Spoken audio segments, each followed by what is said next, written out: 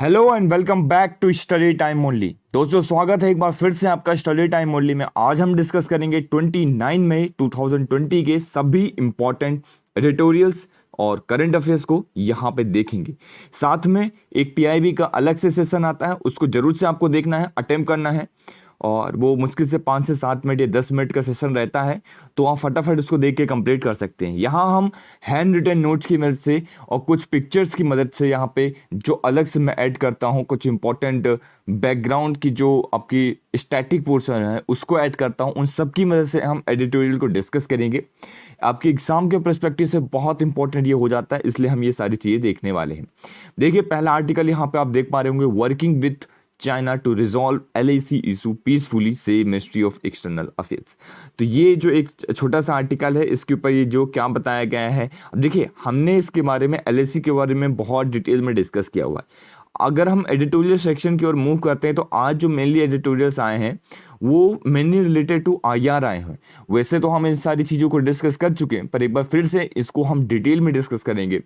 पहला देख लीजिए यहाँ पे for a reset in India Nepal relation, यहाँ पे बात की जा रही है इंडिया नेपाल रिलेशन के बारे में। तो हम डिटेल में देखेंगे इंडिया नेपाल के रिलेशन में हिस्ट्री से रिलेटेड अभी तक हम सारी चीज़ें देखने की बात करेंगे। देखिए आर्टिकल के अंदर बहुत सारी चीज़ें इस तरीके से बताई जा रही हैं, जैसे कि नेपाली नेशनलिज्म। जैसे वहाँ पे क्या है कि जो वहाँ के जो प्राइम मिनिस्टर हैं, वहाँ के प्राइम मिनिस्टर क्या कर रहे हैं, उनके पास कोई इशू नहीं है, वो कोविड-19 को टैकल नहीं कर पाए अच्छे तरीके से, पहला पॉइंट।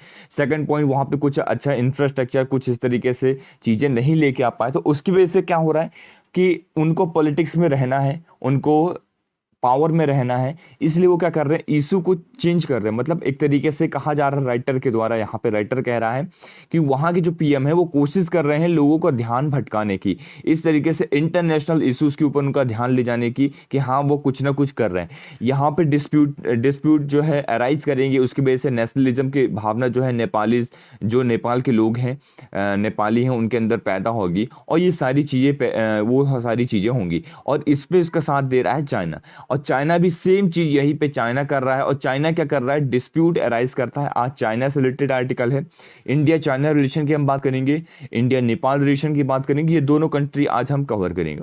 वैसे तो मैं आप लोगों के लिए IR का अलग से सेशन लेके आ ही रहा हूं, तो उसके अंदर मैं क्या करूंगा, एक एक कंट्री हम पकड़ेंगे। सबसे पहले इंडिया चाइना को पकड़ेंगे, इंडिया चाइना कवर कर लेंगे, एक एक पॉइंट हिस्ट्री से लेके अभी तक सारे पॉइंट कवर किए जाएंगे।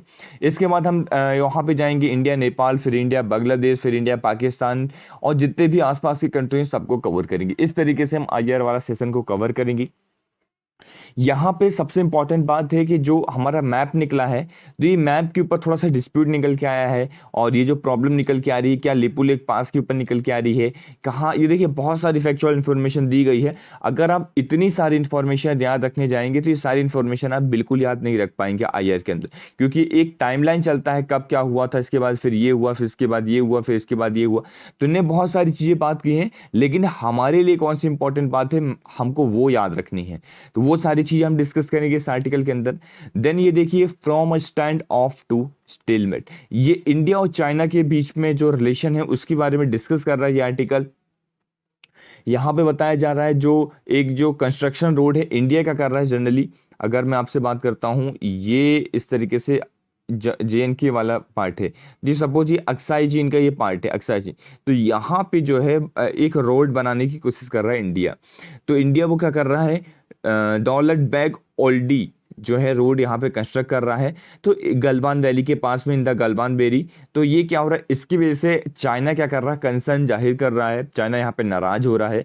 तो इंडिया को इन्होंने मतलब तरीके से आर्टिकल के अंदर इन्होंने ये कहा है कि इंडिया को अपने इश्यूज को देखना चाहिए, अपनी प्रॉब्लम्स को देखना चाहिए, अपने एक तरीके से जो भी उसका स्टैंड ऑफ है उसको देखना चाहिए। ये नहीं देखना चाहिए कि सामने वाला नाराज हो रहा है या नहीं हो रहा है, अपना अपना फायदा निकल रहा है कि नहीं, ये सारी चीजें देखना भी इंपॉर्टेंट हो जाती है। अगर हम सिर्फ ये चीज देखते रहेंगे कि चाइना नाराज ना हो, हम दूसरों को नाराज करने की उस पर रह जाएंगे कि यार वो नाराज ना हो, इस वजह से हम ये चीज कर लेते हैं, तो इस वजह से तो हम बिल्कुल पीछे चले जाएंगे। तो ये यहाँ पे बात की जा रही है कि चेंजिंग लाइंस आ चुके हैं, अब जो है क्या किस तरीके से हमें रिएक्ट करना चाहिए, वो सारी चीजें इसके अंदर बताई गई हैं।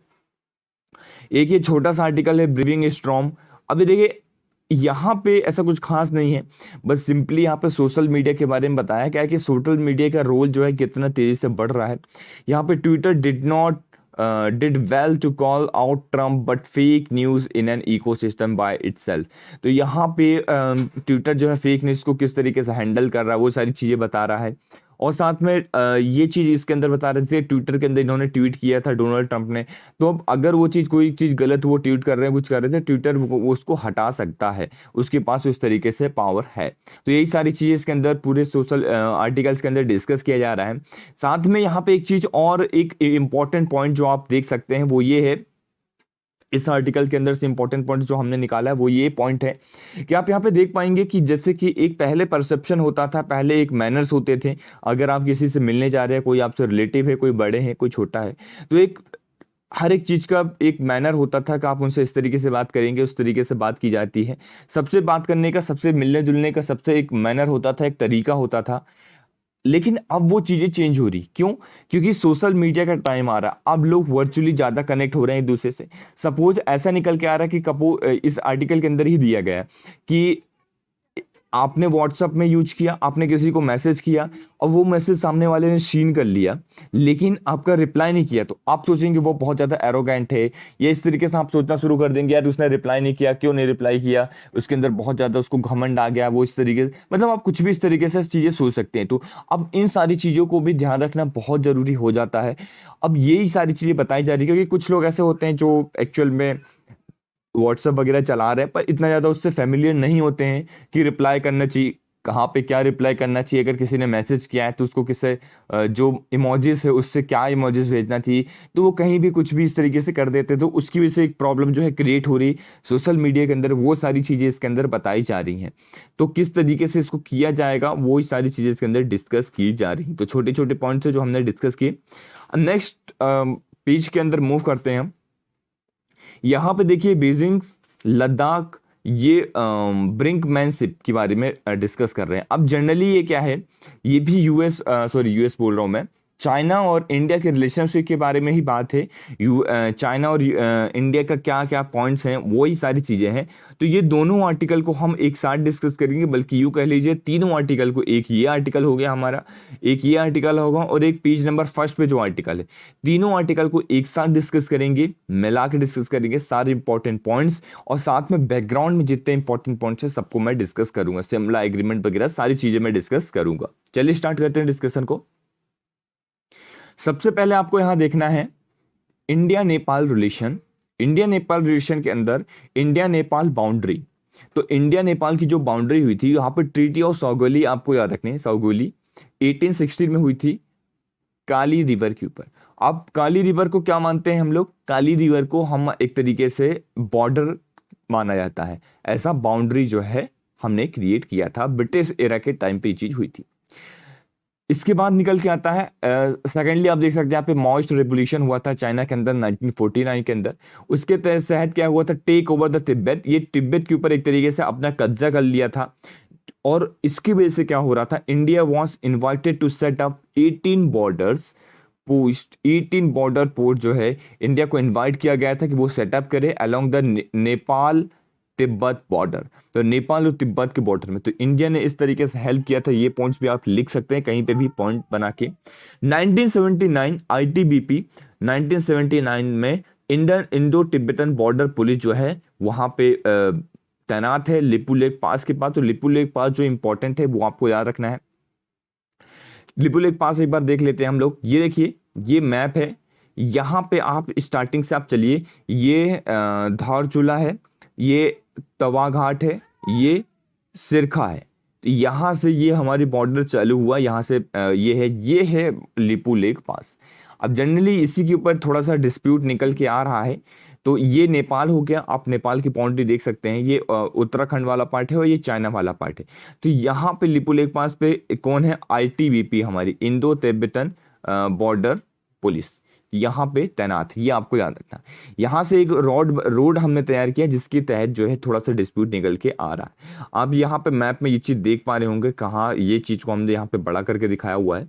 यहाँ पे लेक मानसरोवर है, ये आप देख सकते हैं।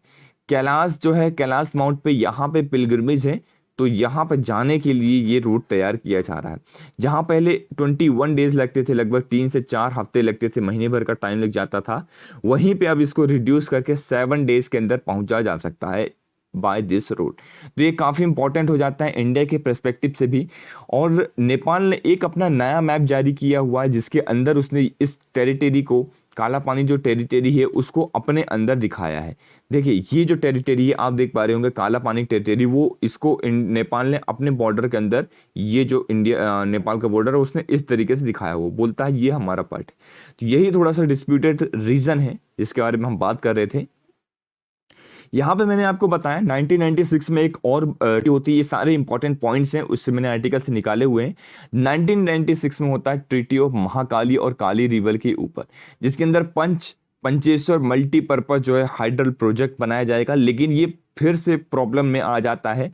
क्यों प्रॉब्लम में आ जाता है? क्योंकि ये अगर कोई भी इस तरीके से हाइड्रल प्रोजेक्ट बन रहा है तो वो किसी न किसी रिवर के ऊपर बनेगा, सबसे इंपॉर्टेंट हो जाता है। तो किस रिवर के ऊपर बनेगा? महाकाली रिवर के ऊपर। अब ये जो रिवर जो है, महाकाली कह लीजिए या फिर काली रिवर कह लीजिए, दोनों एक ही नाम है।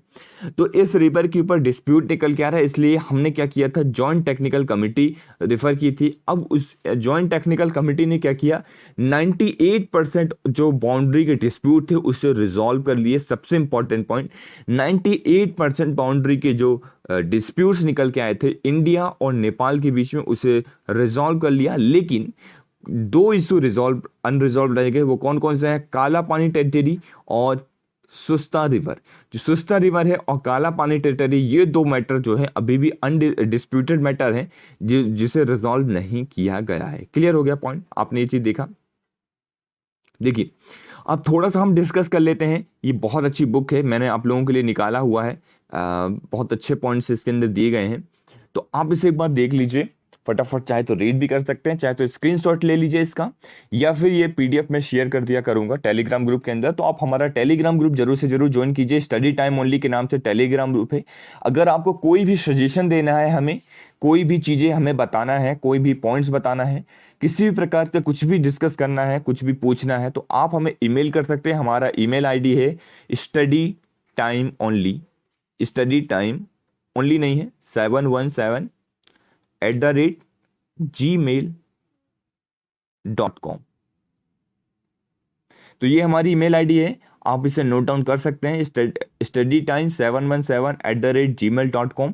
तो यहाँ पे आप अपने सजेशन, अपने पॉइंट्स, अपने क्वेश्चंस, कुछ भी चीजें, अपना आंसर राइटिंग, कोई भी चीज आप हमें सेंड कर सकते हैं। ये आप लोगों के लिए ओपन है, आप कुछ भी यहाँ पे सेंड कर सकते हैं, कोई भी सजेशन, कुछ किसी प्रकार की कोई भी चीज जो आपको लगता है कि ये चीज होनी चाहिए या इसके ऊपर लेक्चर आने चाहिए, कुछ भी इस तरीके से आपको चीज लगता है तो यहाँ पे सेंड कर सकते हैं। हम बात कर रहे थे इंडिया नेपाल ट्रीटी की।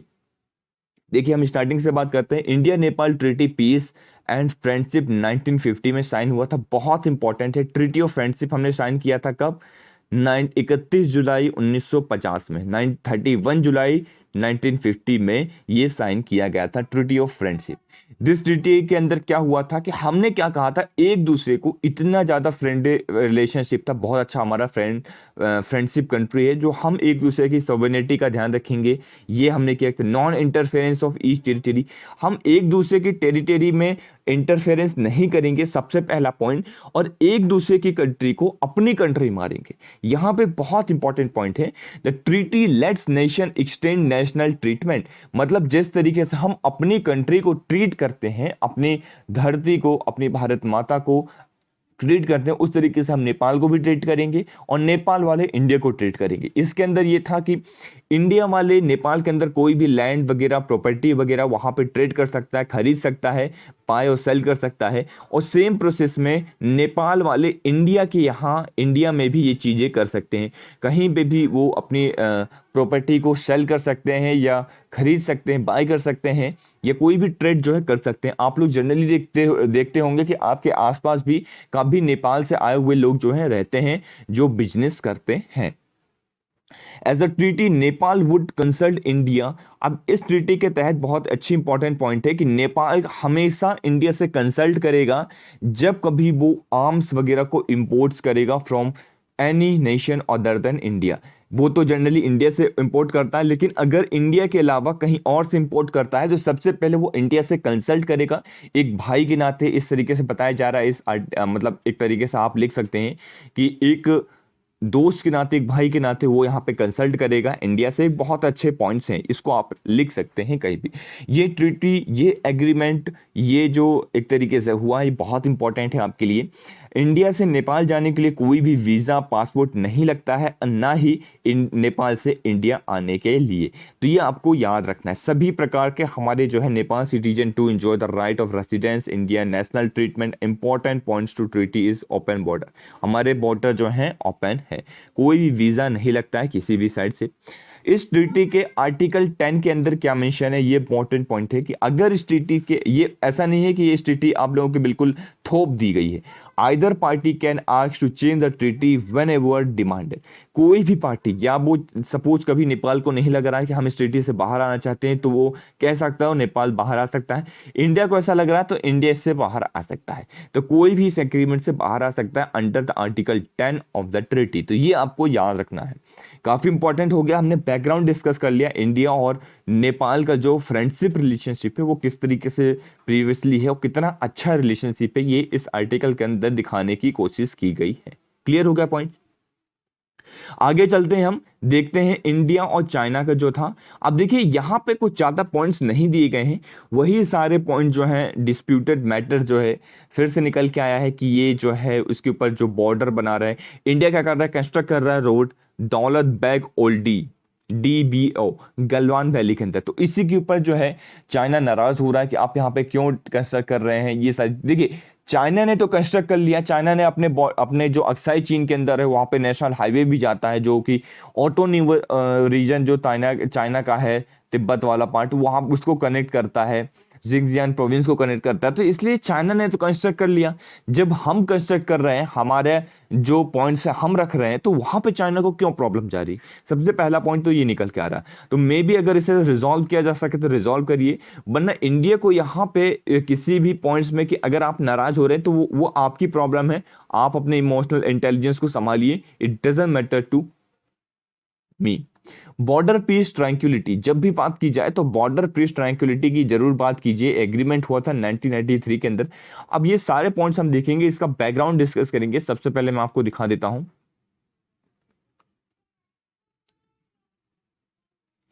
देखिए हम यहां पे पहुंच चुके हैं। सबसे पहले मैं बैकग्राउंड से स्टार्टिंग से डिस्कस करता हूं। पहले हुआ था हमारा core of the Simla convention 1940। अब देखिए सिमला का जो कन्वेंशन हुआ है काफी इंपॉर्टेंट है, मैं आपको अच्छे से एक बार फिट हो जाए फिर इसको समझाता हूं। क्लियर?